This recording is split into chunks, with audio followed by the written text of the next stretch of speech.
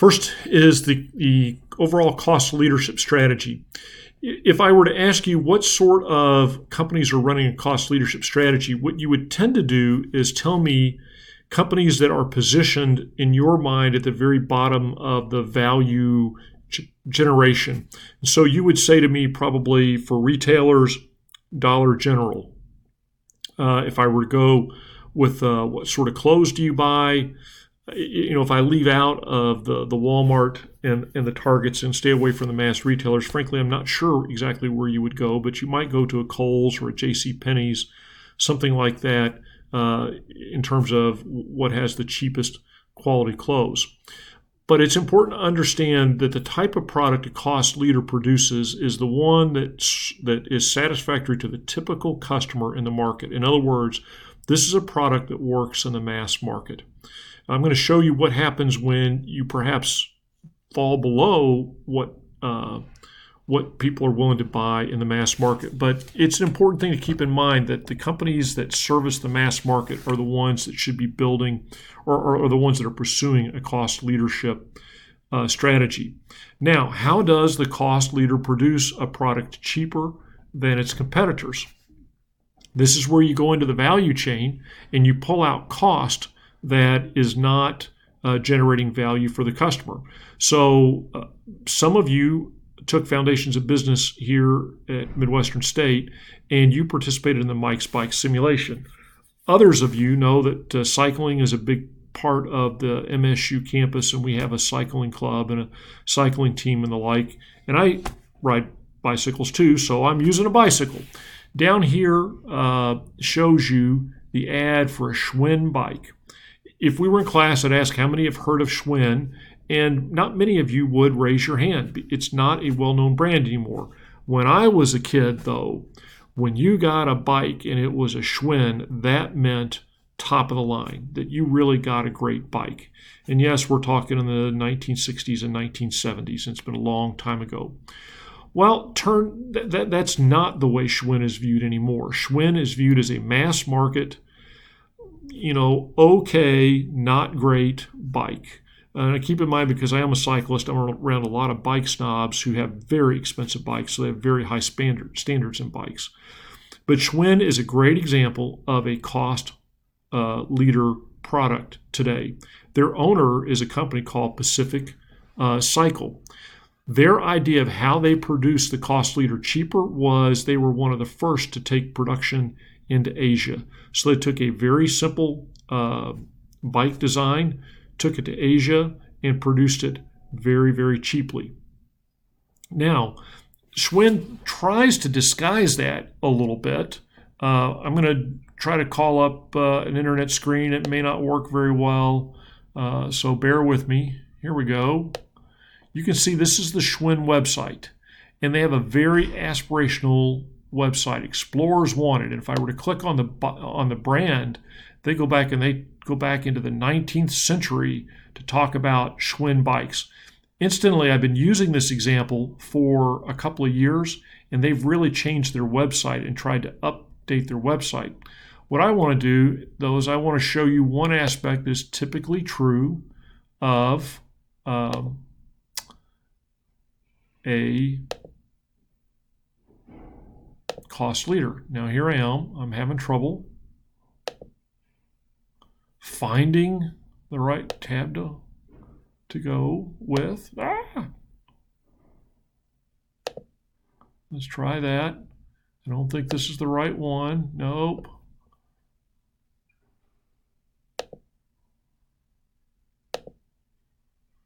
Well, let's do this. It's not working. Okay, so what I was going to show you, but for some reason I can't get back to, is here. If I found the right website, my apologies for the delay.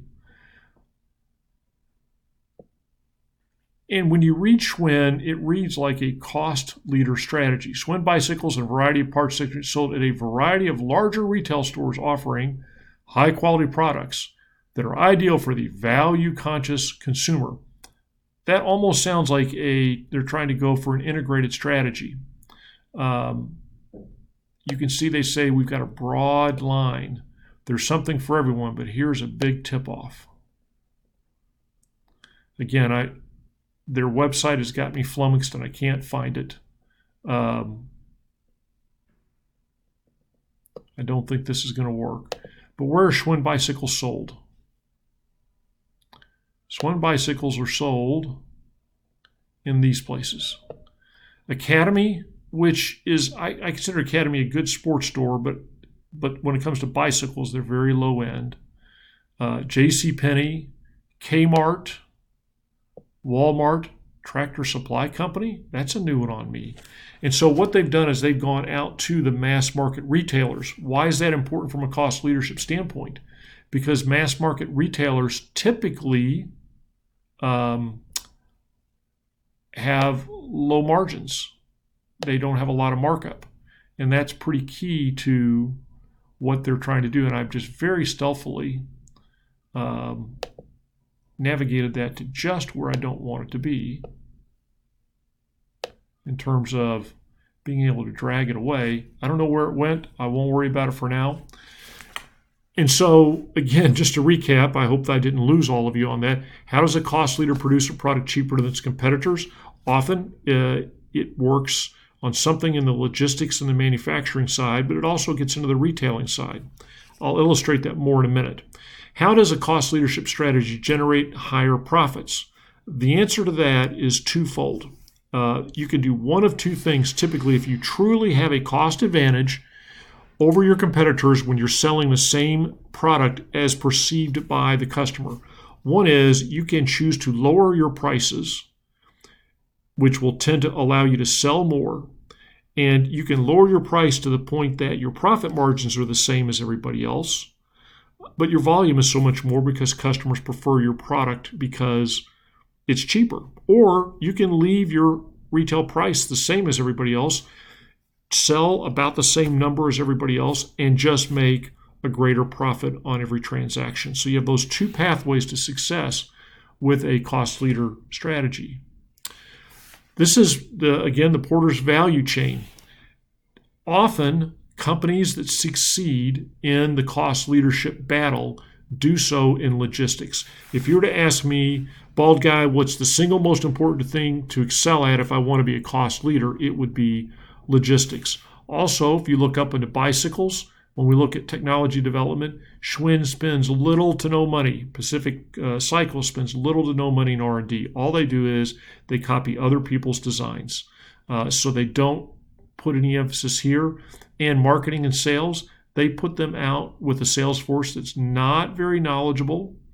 And they put them out into the mass market retailers where they don't spend a lot on advertising.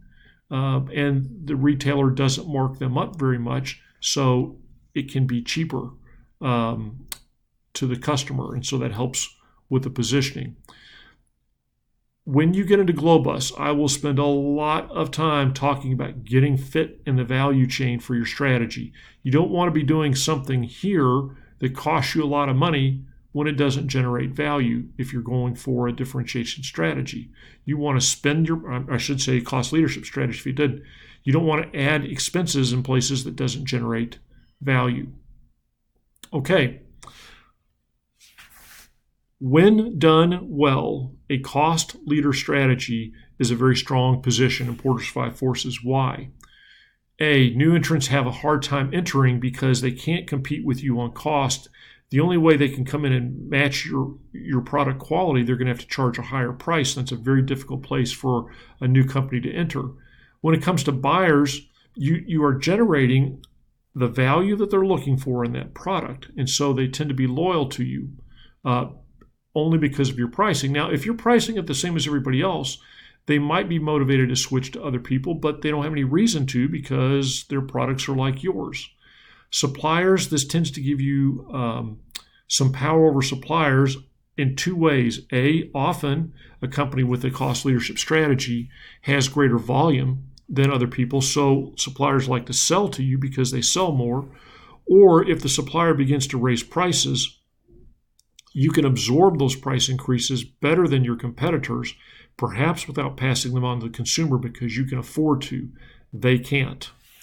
And then substitute products again because often the price is low. It becomes a hard place for substitutes to compete. Now, it is possible to take your prices down so low, but that only happens because the quality's down. This is where I would point out, if someone were to say to me in the pizza market, I think Little Caesars Pizza or Cici's Pizza, they are the cost leader. I would say, I'm not sure they are, because there are plenty of people. I wouldn't necessarily call it a cost leadership strategy, I guess is what I'm saying is, because I don't think they necessarily sell to the typical customer. People who buy those pizzas, I'm sure there is a small segment that actually just prefer that pizza better than any other type of pizza. But for the most part, when people buy Little Caesars pizzas, because they don't have a lot of money to spend on pizza. So they know they're not getting the same quality pizza that they're getting with a Domino's or a Pizza Hut kind of place. So I would say they fall below what the typical customer wants. Now, that can still be a focused strategy. They're focused on people with very, very low income, but it's not a mass market cost leadership strategy because they're not on par or they're not serving the typical customer. The criticism of the cost leadership strategy is, well, how hard is this to imitate? It's all about taking out cost. I will disagree with that perspective and say a well-run cost leadership strategy is very hard to imitate because they've pulled out the cost in all the right places such that the customer doesn't notice it. Other companies try to pull cost out, but it hurts their product and their position with the customer. So in the next video, we are going to talk about a differentiation strategy.